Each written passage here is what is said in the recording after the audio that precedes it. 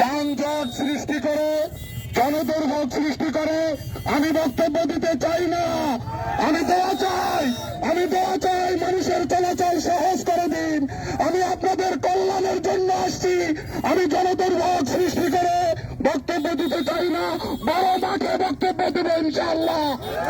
বিশাল বিশাল জনসভায় বক্তব্য হবে ইনশাআল্লাহ। আমি আপনাদের প্রার্থী, আমি জনাব তারেক রহমানের প্রার্থী, আমি বিএনপির প্রার্থী, আমি জমিয়তের প্রার্থী। এই খেজুর গাছ আপনারা গ্রহণ করবেন। আমরা আগামী ডোমার ডিমলায় এই গাছ থেকে ফল খাবো, রস খাবো, ছায়াও পাবো। রাজি আছি তো সবাই? আবারও দেখা হবে ইনশাআল্লাহ।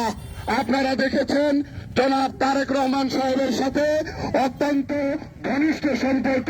আমাকে নির্বাচিত করলে আমি অবশ্যই আপনাদের অনেক বেশি খেদমত করার সুযোগ পাব।